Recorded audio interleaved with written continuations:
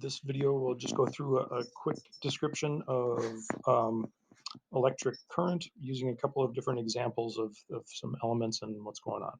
So first, just starting off showing the element lithium. It's actually a metal. You'll look at it in these images. Here it looks more like a crystal, but in all of these other images, it looks much more just like a metal, like we would normally think of. When you think lithium ion batteries, that's the metal that's involved in those. If we go to build an atom of lithium in this little simulation, all lithium atoms have three protons in the nucleus. That's three positive charges in the nucleus. If it has anything else for protons, well, that's not lithium. Um, Most lithium atoms can have a variety of number of neutrons. These things, they have mass and they play a factor in how stable an element is in terms of like nuclear reaction sort of stable. Most lithiums, the most common lithium that we have that we're aware of is has four of those neutrons.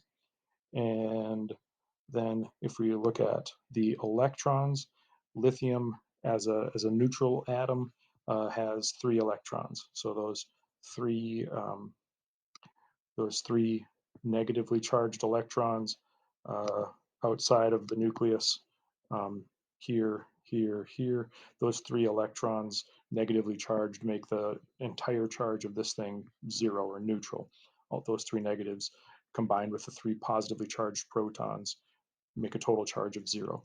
Um, One way we often think about atoms at the ninth grade level or at the high school level, is to think about the electrons being just these little spheres or particles that are rotating around in kind of orbits around the nucleus of an atom.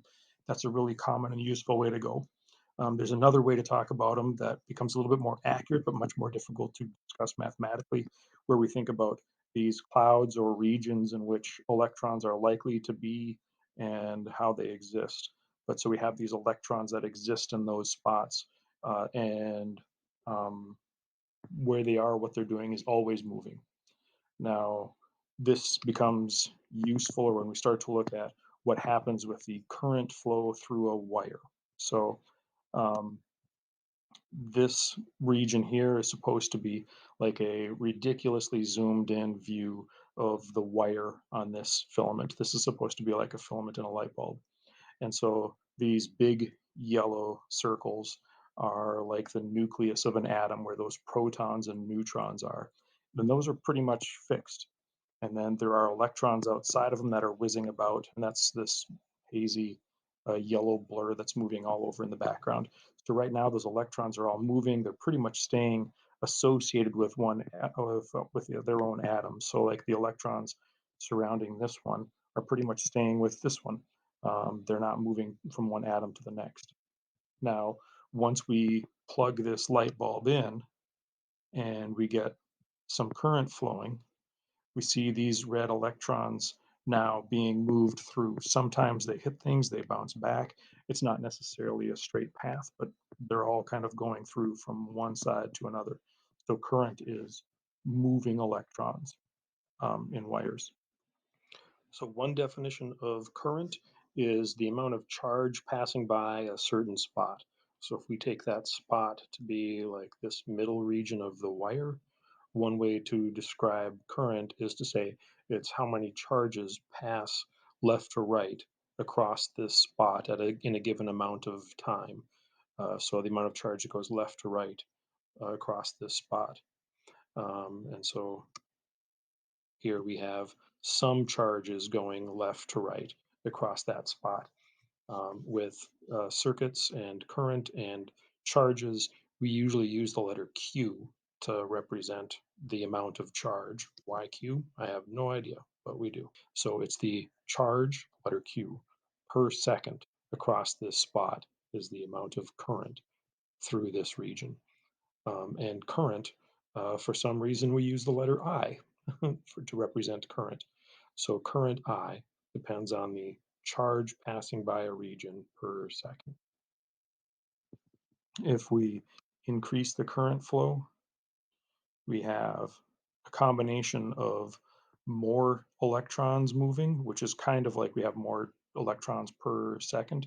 It doesn't necessarily mean that they're all moving faster, but there's definitely more electrons moving. And now we can see as the current starts to increase, this wire, the filament is starting to glow. But you'll notice there's still some kind of crazy action with the electrons. Those in the background are still the yellow ones are all still kind of humming about around the nucleus. And then these red ones are moving through. They're hitting stuff. They're bouncing around and going. And then as we really crank the current up more, so now we see this filament glowing even more brightly, and the electrons are continuing to flow through the wire.